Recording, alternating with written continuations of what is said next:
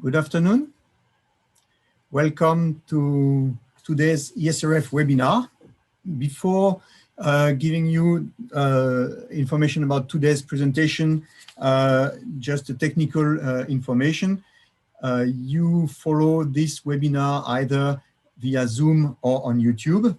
If you are using Zoom, you can use the question and answer box at the bottom of your Zoom window to ask questions from the speaker, and you are invited to use the you can upvote questions that you think should be answered in priority.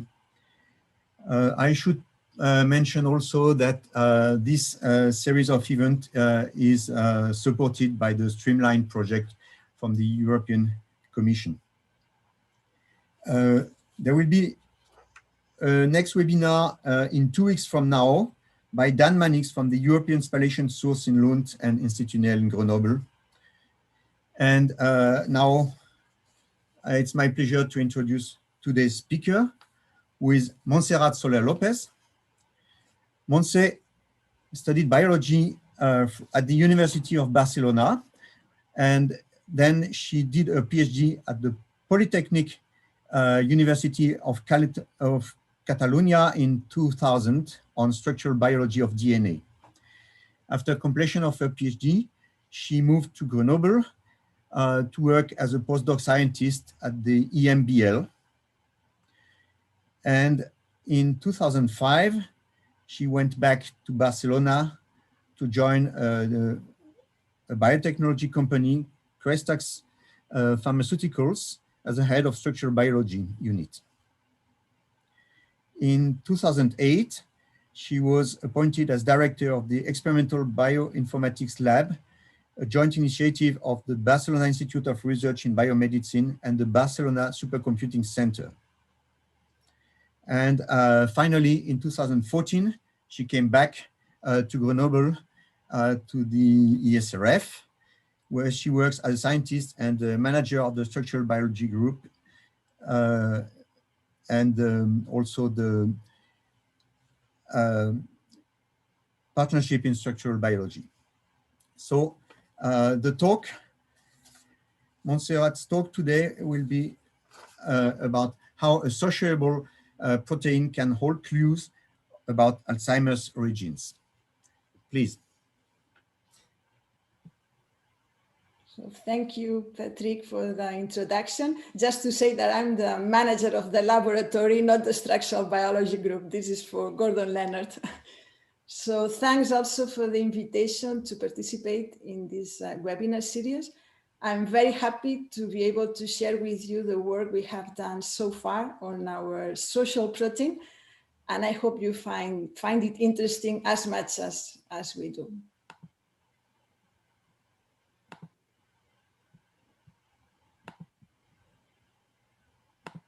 So I hope you can see my presentation.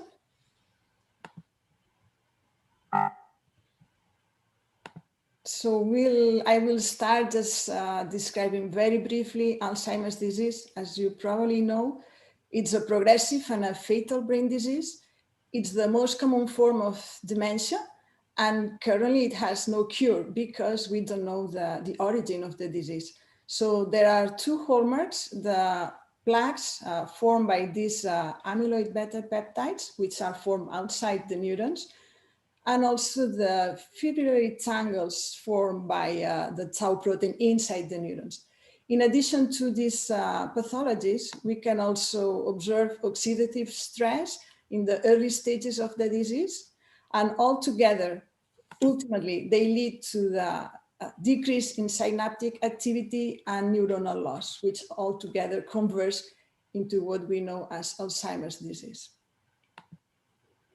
So we are interested in the origin of the disease, and for this we are looking into mitochondria, which are organelles that we have in our cells, and we think that there probably we can find the root cause of the disease.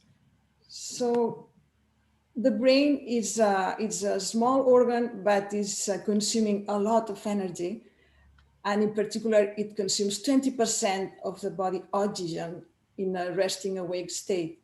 So that means that the brain is it's highly vulnerable to any impaired energy metabolism.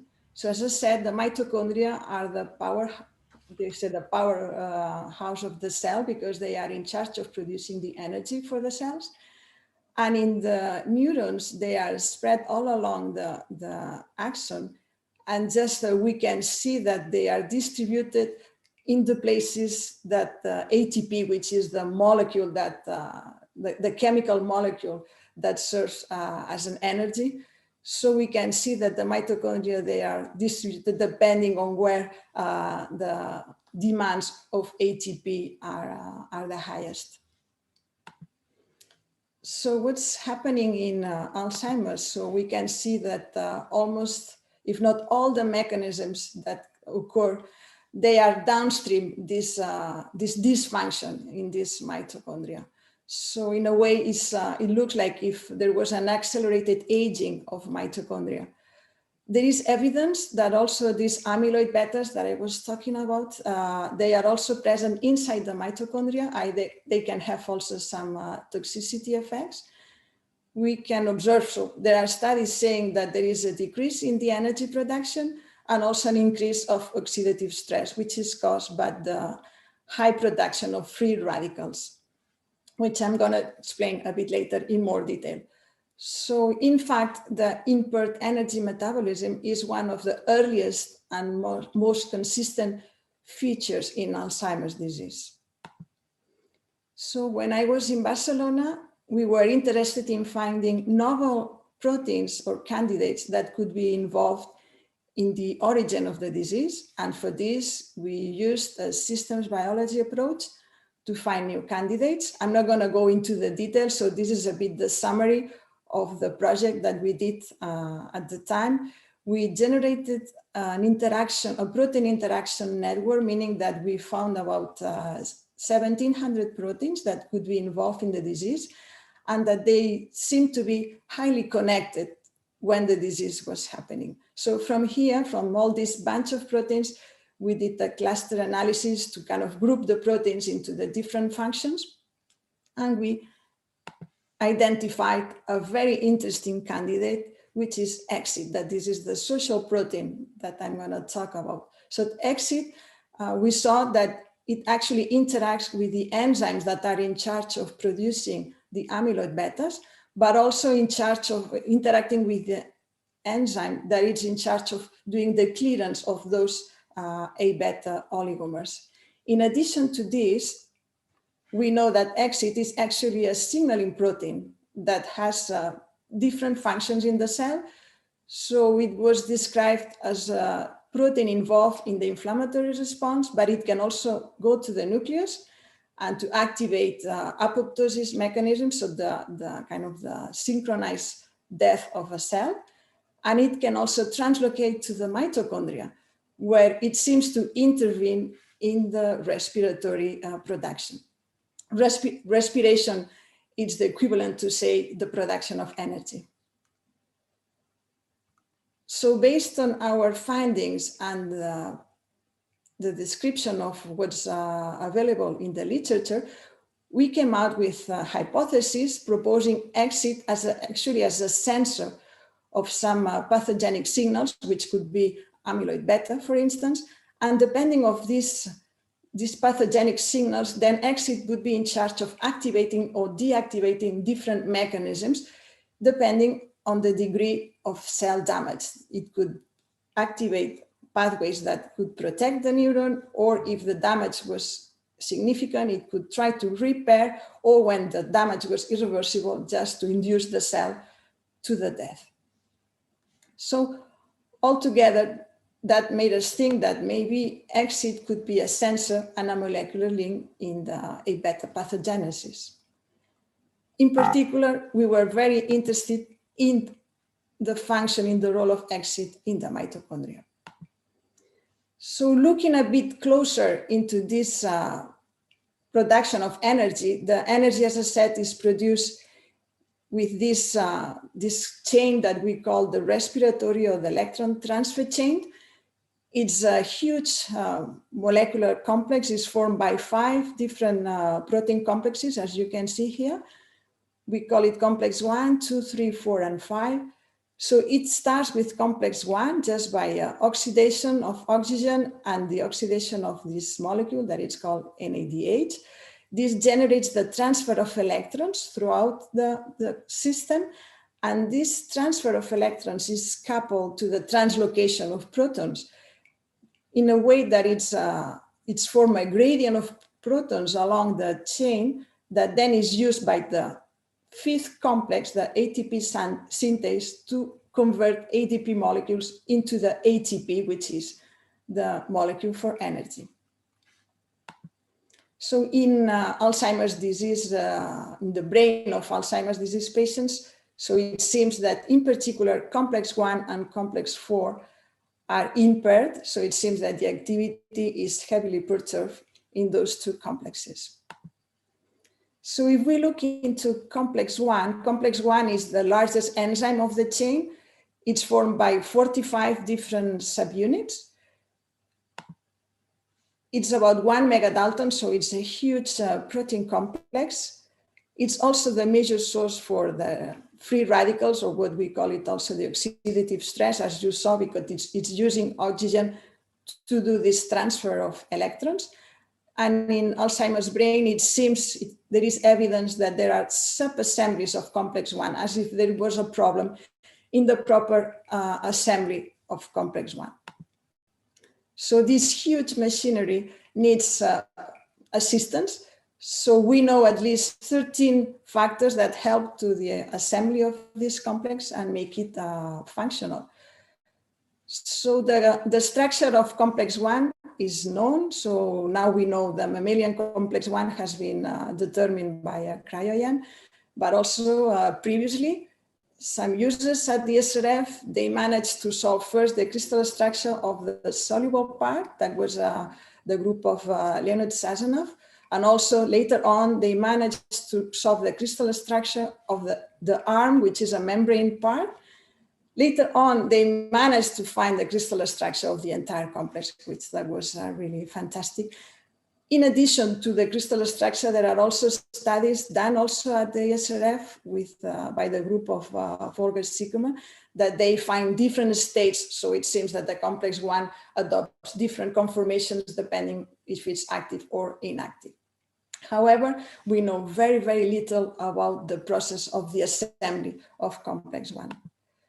So recently, there were some proteomic studies saying that actually the assembly factors, they assemble first themselves before being the assistance of the assembly of the complex 1. Into this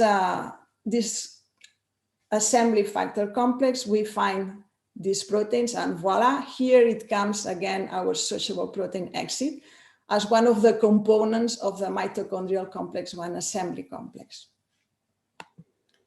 As I said, previous studies, they kind of identified those proteins and they proposed that they could be acting together in a complex just by complexome proteomics, as you can see here and here, that depending when you touch the expression of one protein, that kind of affects the expression of the other proteins. And that's why they claim that this in particular, these 3 proteins, that they form the core of this complex that would need to act together in the assembly of complex 1.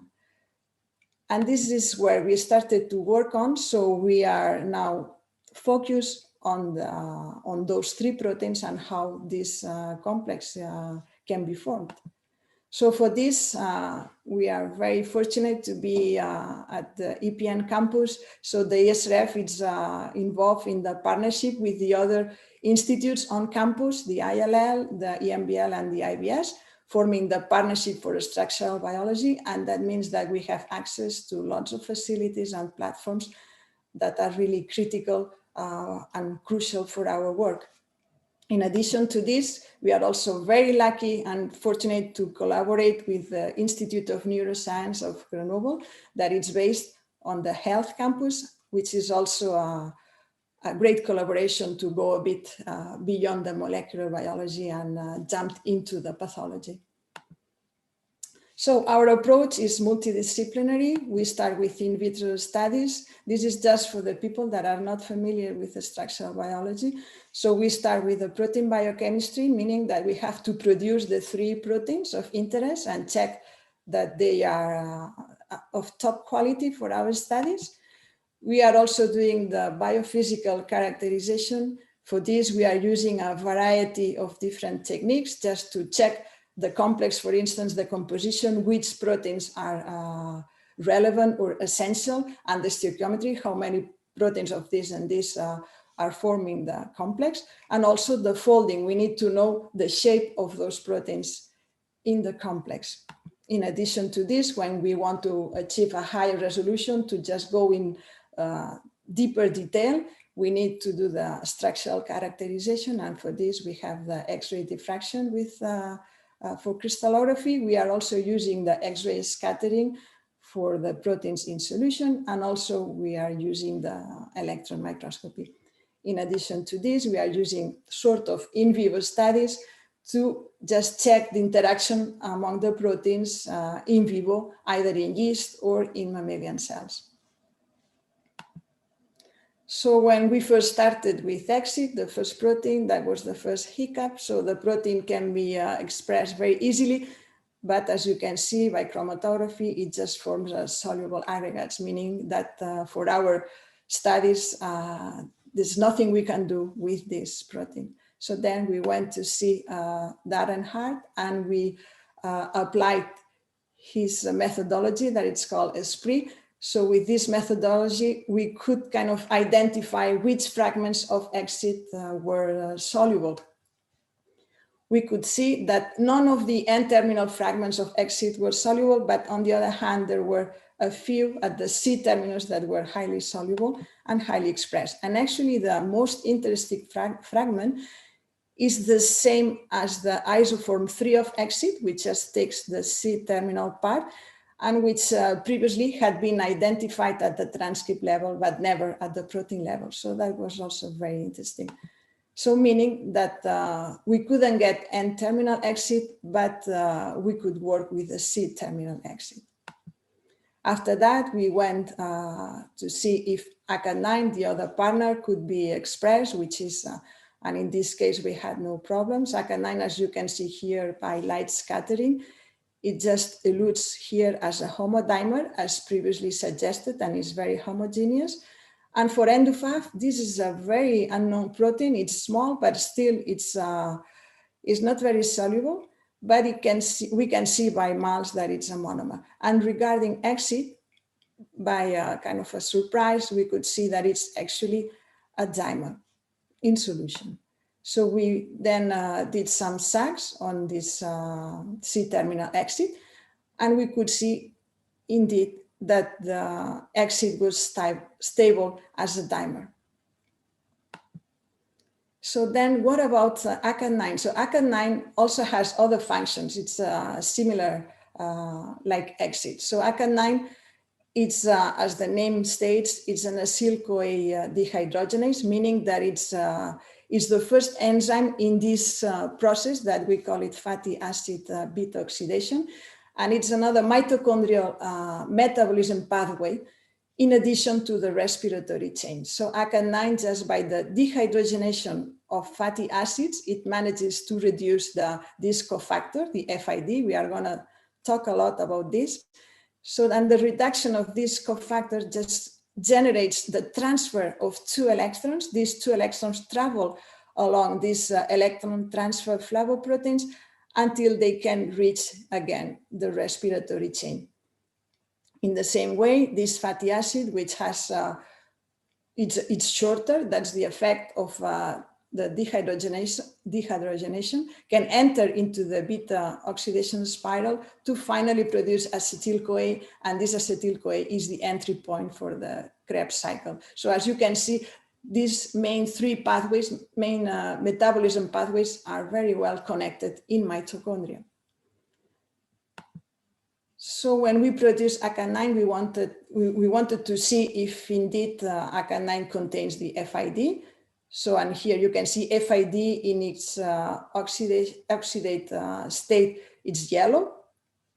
So we could see that indeed, this is also in collaboration with Lucas Senior from the IBS. We could see that, that indeed our ACAD9 contains FAD when it's a dimer. When it's a monomer, it doesn't have any FID, as kind of expected. When we check the activity of this ACAD9 by UV spectroscopy, we could also confirm that indeed, when we add different quantities of the fatty acid substrate, we can see that this profile is disappearing, which is typical from an oxidized state. So the addition of substrate just makes this FAD become reduced, and therefore the signal is lower. So that means, so we can see in two different types of substrates. So that means that our ACAD9 is a homodimer, and also it's enzymatically active. ACAD9 has a homolog that we call it VLCAT, and they share 47% sequence identity. So that means that these two enzymes, they belong to the same family of proteins. They are supposed to do the same enzymatic function. And that's why they share also in principle a lot of the amino acid identity. So here you can see in blue, that's the dehydrogenase domain, which is actually the active domain. But also these proteins, they have an external an additional C-terminal domain that is actually not known very well what's the function.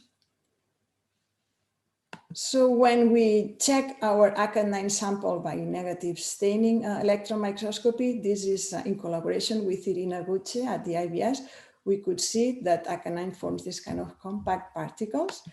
And when Irina kind of reconstruct the model of ACAD9 by the negative staining EM data, we could see that the core indeed is very similar to the VLCAT. So here you can see that's the VLCAT model fit into the EM density. So you can see that it's really fitting quite well. So indicating that they seem to have a similar molecular structure. However, when we check the VLCAT and ACAD9 by light scattering, you can see here that even if they have similar molecular weights, they have very different elution volumes. And this is an indication that even if they are supposed to be very similar, ACAD9 is probably larger and it's more flexible than VLCAT. We then confirm this finding by calorimetry. And again, here you could see that VLCAT has a higher thermostability than ACAD9, which also indicates that VLCAT is much more compact. And when we check it by SAX, both proteins, again, here we can confirm that ACAD9, as you can see in this Kratky plot, this kind of tail here indicates that ACAD9 is actually much more flexible than what VLCAT. So meaning that, in fact, ACAD9 is much more flexible or dynamic than VLCAT, which that could explain why our crystallization attempts have been unsuccessful so far. So then once we kind of characterize each protein individually, then we wanted to see how those proteins, they talk one another. For this, we start with some assays in yeast, what we call it the two hybrid interaction assays. It's a genetic assay, so meaning it's done in vivo. So, and here you can see those, these are yeast colonies that they only grow when the two proteins are interacting. So you can see that N-DUFAF interacts with exit, with both fragments of exit, the N-terminus and the C-terminus, but on the other hand, N-DUFAF does not interact with ACAD9, even different mutations. So indicating that, that exit could be a bit the liaison between N-DUFAF and ACAD9. So we also checked these interactions in mammalian cells in collaboration with Alain Buisson at the Institute of Neuroscience by this bicomplementary fluorescence assay. And here you can see when there is a overlap of signals between ACAD9 and the C-terminal exit, we can see a yellow signal. regarding the N-terminus of exit, we can see that there's no yellow signal, meaning that ACA9 does not interact with the N-terminus of exit. And when we check the full-length exit, again, we can see like the full fluorescence signal. So altogether, so this is a cartoon that kind of summarizes a bit the interaction assays that we have observed. So exit would have a modular nature, so it would have an N-terminus and a C-terminus modules. The N-terminus, maybe this is something we have to confirm, would interact with ENDO5, but it seems clear that the C-terminus interacts with ACA9. So we then tried to see if these interactions were strong enough to be observed by in vitro assays. So these are native gels. So here you can see that here we kind of load ACA9 on its own, and then we were adding increasing concentrations of C-terminal exit. And you can see as we increase the presence of exit, there is a new band here that is appearing, indicating the formation of a complex between the C-terminal exit and ACA9. On the other hand, when instead of exit we have ENDO5, you can see that ENDO5 is increasing, but there's no new band appearing, indicating and confirming that ENDO5 and ACA9 do not interact. And also very interestingly, when we put here the C-terminal exit and we were increasing the amounts of ENDO5, we don't see actually any new band appearing either. So meaning that ENDO5 does require the N-terminal exit to bind. By size exclusion chromatography, we could confirm the co-purification of C-terminal exit and ACA9. You can see that they form a nice complex. Again, ACA9 and ENDO5, they don't coelute, meaning that they don't like to be together. And when we take the co-purified complex and we add ENDO5, we cannot see a coelution either. So meaning that again, the C-terminal exit is unable to recruit ENDO5. And this is a bit the summary of these results, that exit C-terminus interacts with ACA9. So this is confirmed. ENDO5 does not interact with ACA9, and ENDO5 does not interact with C-terminal exit. So then we went ahead and focused on the subcomplex of C-terminal exit and ACA9 to see how they behave in terms of biophysics, and also just to go ahead and do the molecular architecture of this complex. So in collaboration with Adrien Favier from the IBS, we did some NMR studies. So this is the profile of the spectrum of C-terminal exit. It falls into the kind of the random coil area, meaning that exit is quite flexible, as we could see from the Sachs analysis. However, when we add ACA9, we can see the perturbation of the shift perturbation of some of the peaks, about 11 out of 60, indicating that the interaction of ACA9 and exit is actually quite specific. And also, when we check the thermostability of the complex, we can see again that the complex is much more stable than the ACA9 alone or exit alone. When we did the Sachs of the complex, however, we could see that the estimated molecular size observed by the scattering was higher than expected, because we were expecting to have a homodimer of ACA9 and maybe 2 molecules of exit, but it seems higher than expected. To confirm this, we also did native mass spectrometry in collaboration with Elisabetta Bori-Erva at the IBS. So here we just measure ACA9 alone, which kind of confirmed that in solution, it's a nice homodimer. Exit, even if it tends to be a dimer, can form higher oligomers. So that also indicates the flexible nature of C-terminal exit. And in complex with ACA9, we could see that actually there were 2 possible stoichiometries. We could have an ACA9 homodimer and 2 molecules of exit, or an ACA9 homodimer and 4 molecules of exit. So just to try to look a bit deeper into this, we decide to do CryoEM. So this is the negative stain micrograph of the complex, which looks very nice. We use the Cryos facility at the SRF with the invaluable support of Isai Kandia.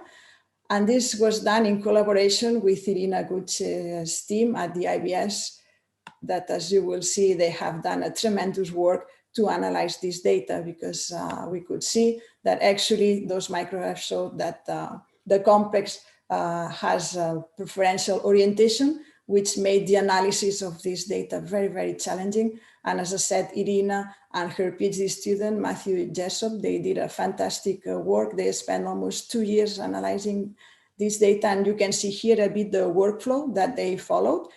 So out of 700,000 picked particles, they did a 2D classification, and the best classes were imported into CryoSpark. And from here, they split the analysis into two.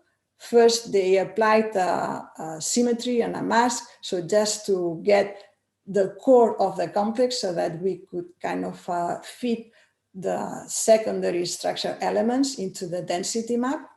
And on the other hand, in parallel, they used 36,000 particles with no symmetry applied. In that case, they also didn't at first a non-uniform refinement, and then finally they applied the C2 symmetry, and they could come out with a density map that could be the reconstruction of the complex at 15 angstroms. So this is the core map of the complex. You can see that the helices of ACA9, they fit very well. These are the 2D class averages. However, there are the parts that are more flexible. They cannot be seen into the density map as expected. However, in the second type of analysis, the one that gave a map or a model at 15 angstroms, we could see actually there's kind of this, you can see these small spikes here in the 2D averages, but also here in the density map, and here it's quite obvious that we thought that that could be the place where exit was located. So then what we did is just we took the sequence of exits, since we don't know any structural information onto this fragment. We use this web server that is called FIRI, that kind of proposes models for the sequence of proteins with unknown structure. And this is the model that this software proposed.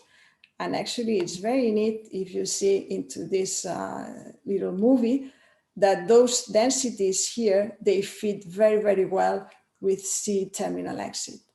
So we are pretty confident that we have the model of the complex, the subcomplex. So that means that here, so we have the ACA9 homodimer. In blue, you have the dehydrogenase domain. In green, this C-terminal domain of unknown function. But now we can see that actually exit is binding to this domain. So probably this domain that we call it the vestigial dehydrogenase domain was selected along evolution just to interact with other proteins. And very, very interestingly, this part here, when we compare the sequence with the VLCAT homolog, we can see that they are actually don't share the amino acid sequence. So it seems that this part here is specific of ACAT9. So then we wanted to see if the fact that exit is binding to ACAT9 could have some effect into the activity of the enzyme, since, as you can see, exit is binding quite far away from the active domain. So it was very intriguing because we could see that ACA9 is always, purified ACA9 is always yellow, which indicates that it contains the FID in oxidized state. However, the subcomplex was almost transparent, so there was no color there. We checked by UV spectroscopy the activity or the contents of this FAD cofactor, and we could see, so this is like the theoretical profile that we should see. That's the profile on ACA9 alone, again confirming that ACA9 does have FAD, But bam, this is what we see for the complex. So there's really no signal at all. So that could mean that either the FID is completely reduced or that actually FID is absent. We then check the enzymatic activity of ACAN9 by using a fluorescence reduction assay. And here you can see that ACAN9, along the time when we include the substrate, the fatty acid substrate, there is a decrease of fluorescence, so meaning that ACAN9 is active. But when it's in complex with exit, the activity it's not active. So we don't see this decay in fluorescence. And very interestingly, when we add FID in the complex, it's ACAN9 is unable to resume its activity. So meaning that when exit is present, when exit binds ACAN9, ACAN9 it cannot be an enzyme any longer. We also check with Luca again the contents of FID by electron spray mass spectrometry. So here, this is the signal detected in ACAN9 alone, but again, in the subcomplex, there's really no signal at all, confirming the absence of FID. And also, that's a very neat experiment. So here what we did, we took the purified ACAN9 alone, the purified C-terminal exit alone, and then we combined both proteins to reconstitute the complex and pass it through a size exclusion chromatography. And we can see it's the formation of the complex. So that's a very nice elution profile. But then here at the UV corresponding to the FID, we can see this peak that comes afterwards. So meaning that actually when exit binds ACAN9, what it generates is the ejection of FID. So not only that ACAN9 doesn't have FID anymore, but it's because exit is just ejecting this FID out of ACAN9.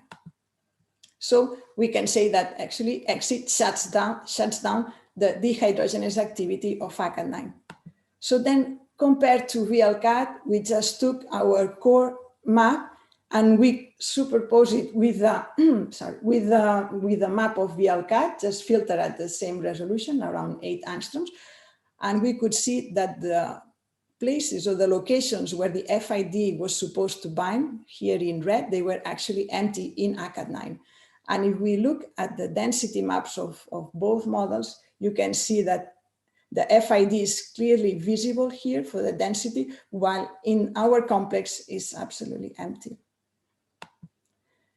We also check if exit could have any effect on VLCAT. So this is the enzymatic assay for VLCAT alone. You can see that the fluorescence decay is quite fast. And in presence of exit, so VLCAT is still an active enzyme. And actually, when we try to co-purify both proteins, you can see here by chromatography and also by this SDS gel, that the two proteins, they don't coelute together, again confirming that exit is unable to bind VLCAT. So all these findings and this data, what does this mean? So this is just to wrap up a bit our results. So ACAN9, in principle, is a dehydrogenase enzyme, so that it contains the FID. So in the presence of a fatty acid, this FID will become FADH2, it becomes reduced. The 2 electrons go to the electron transfer protein, as I showed in the beginning, and that will go on in the cycle of the fatty acid oxidation. When exit comes into play, we can see that then it's possible to form the mitochondrial complex 1 assembly complex. So, because we know now that exit is actually the key protein for the assembly of this complex. When this complex is formed, then that allows the assembly of complex 1. And when the complex 1 is assembled and functional, then the electron transport chain can go on to ultimately produce the ATP and oxidative stress as a byproduct. So our findings also say that when exit binds, actually the FID is ejected. And what does it mean into this ensemble of mechanisms and pathways? So that means that the FID in ACAN9 cannot be reduced. So this part here, it's impaired.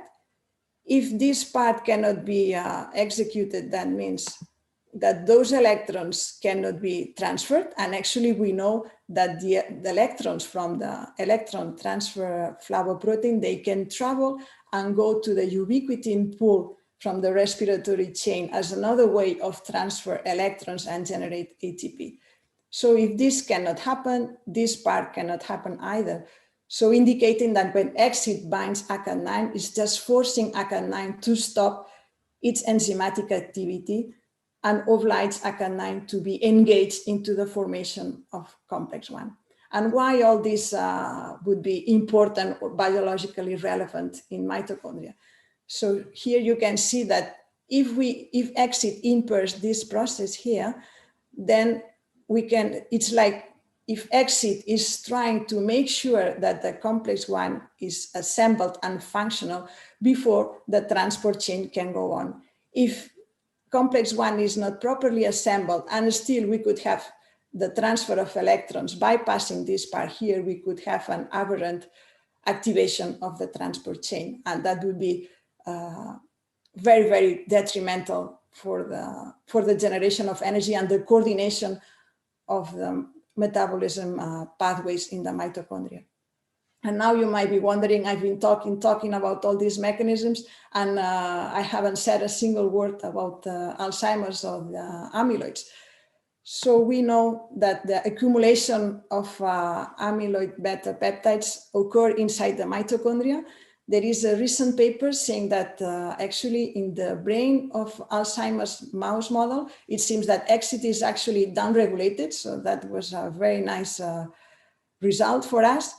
We are working very hard into cell assays, doing functional assays. And since this is work in progress, I'm not going to show you today, but I hope that next time I will be able to show you all this data. So we actually see that it's not so clear what's the effect of the amyloid beta peptides on exit. It can be downregulated, but I think we are observing that this really depends on the type and on the level of A beta oligomers present inside the mitochondria.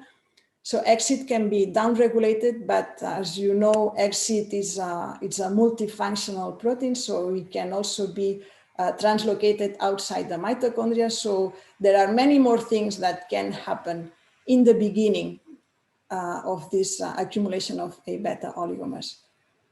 There are also studies saying that the A beta oligomers, they really perturb complex 1 activity. Again, in our case, just studying the initial accumulation of these peptides in our hands does not necessarily can be the case. So it can be, the complex 1 can be inactive, but in certain situations can be actually overactive. So this is something that we are investigating right now again. So all this just to say that the effect of amyloid beta on exit and on the complex 1 is complex, and there are many things that can happen, and that would kind of confirm our hypothesis that exit could play a role as a sensor, because depending on the level of this pathogenic signal coming from the A beta can activate different pathways, can even be sequestered outside the mitochondria. So many different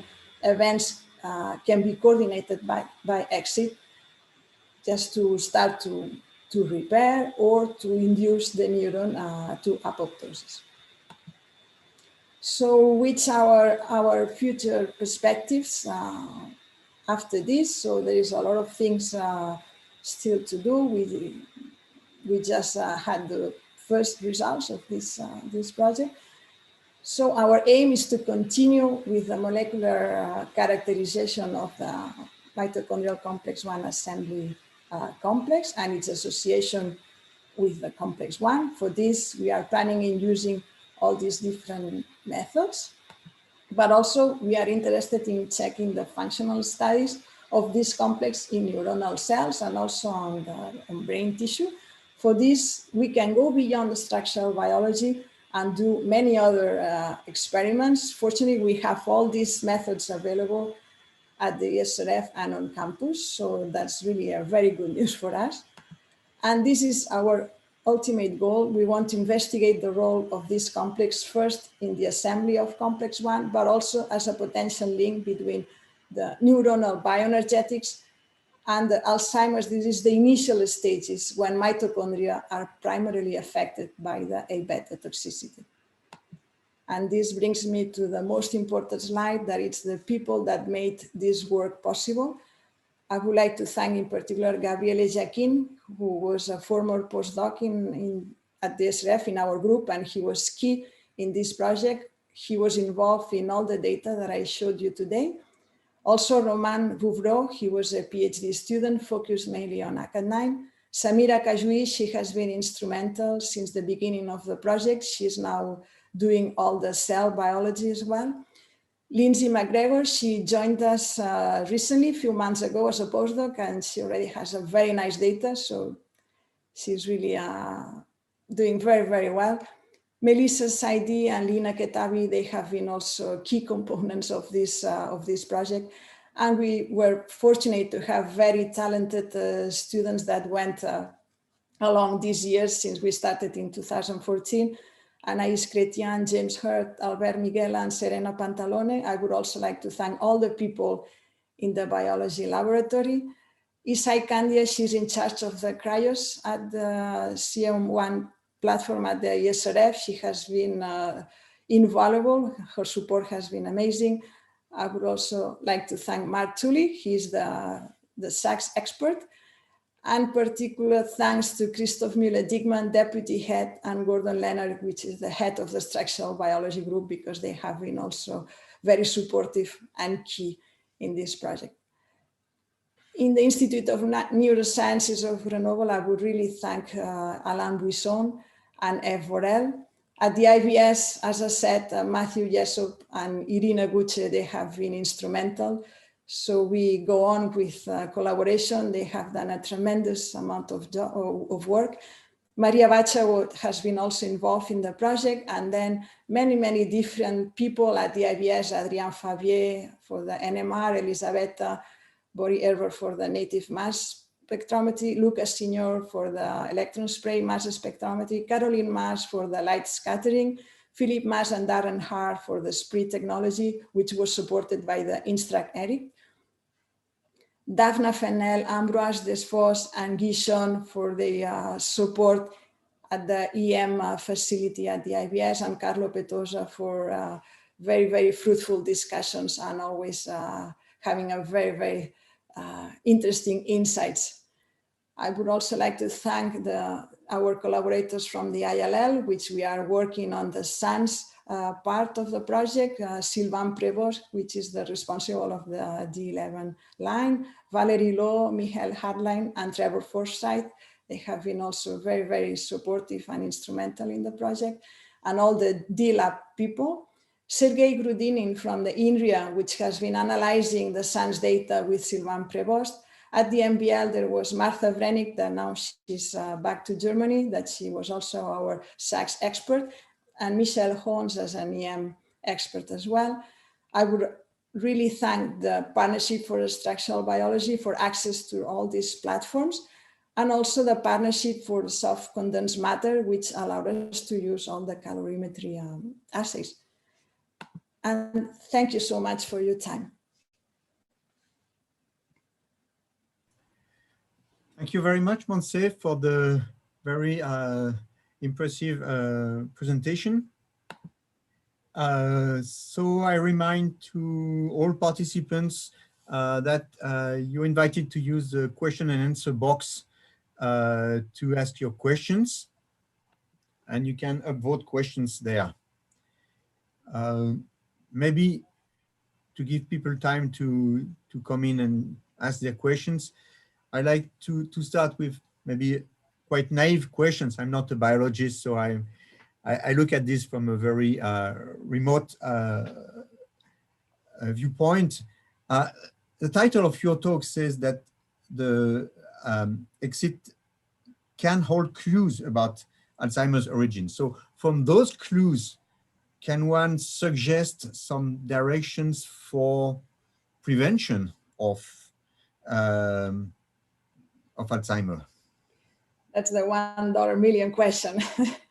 So of course, but before entering into therapeutic treatments or into translational research, we really need to understand the fundamental biology. And that's why first we need to see the exact mechanisms of exit in physiological conditions, and then we can then apply this into pathological conditions. But certainly we think that exit could be a biomarker, and I think it should be considered in particular in mitochondrial driven treatments.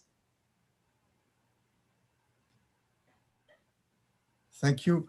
So yes, well, we don't have questions yet. So I invite everyone to just come in with questions.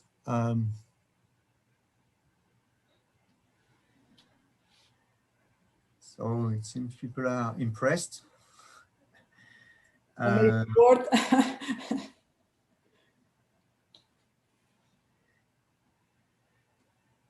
No questions yet.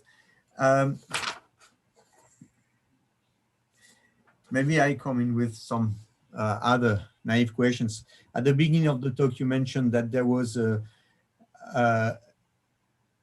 increased production of free radicals. Where do these come from? So the free radicals are the byproduct of the generation of ATP. So that's why the more ATP you generate, the more free radicals you have. So it's a bit that the problem, or not. So there must need, so we need to have a balance between production of ATP and the production of free radicals. That's why in Alzheimer's, it seems that this balance is not compensated and we have many more radicals and less ATP. Okay, we have a question from some unknown guest, which says, any idea if the mitochondrial dysfunction is mainly observed in the brain region only? So the mitochondrial dysfunction is observed in different cell types. The point here is that since the brain is so highly energy demanding, the dysfunctions in mitochondria in neurons are much more relevant than they can be in another cell types. Also, neurons are not regenerated. The other cell types, we can have a regeneration regularly, but the neurons, they are long-lived cells. We have our neurons since from our birth till we die. So that's why those cells, they need to have more mechanisms to survive and to really repair mechanisms when they start to become dysfunctional.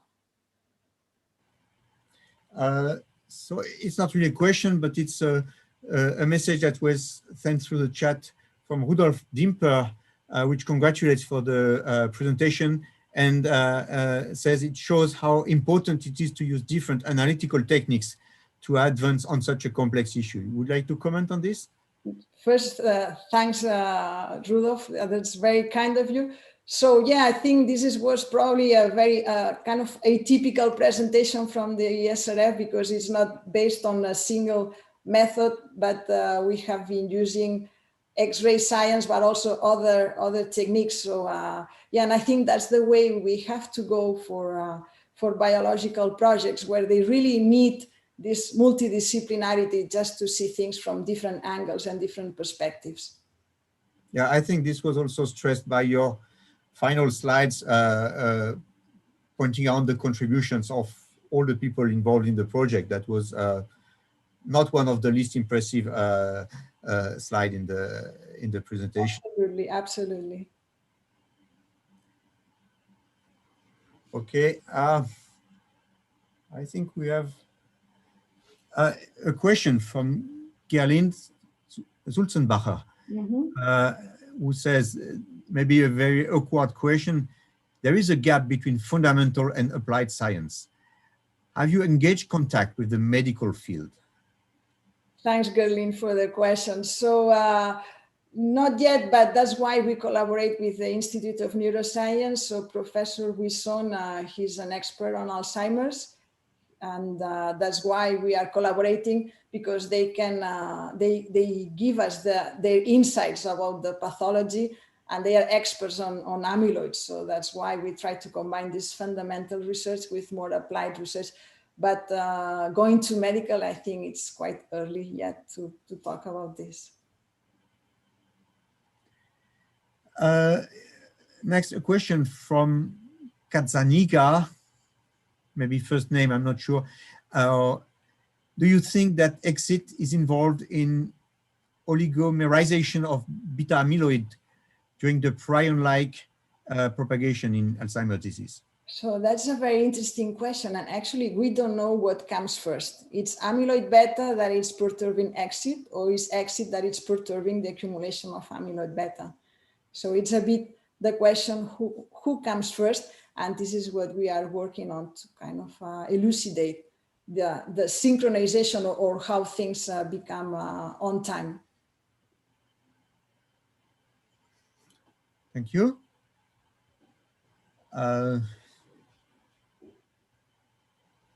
Okay, we have another unknown guest who's asked whether this result can help in research on other neurological diseases. Absolutely. Actually, most of the neurological diseases, they share similar phenotypes. Mitochondrial dysfunction seems to be one of the earliest and most common phenotypes. So absolutely. So we are interested in amyloid beta, but I'm sure that other pathological signals could be studied as well. Thank you.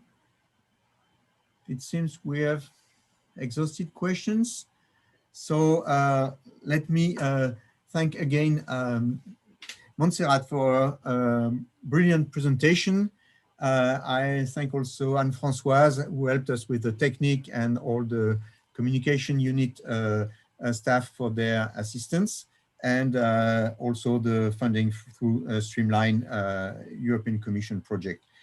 And I remind you, in 2 weeks from now, we have a new further ESRF webinar from Dan Mannix from the European Spallation Source in Lund. And with that, I wish all of you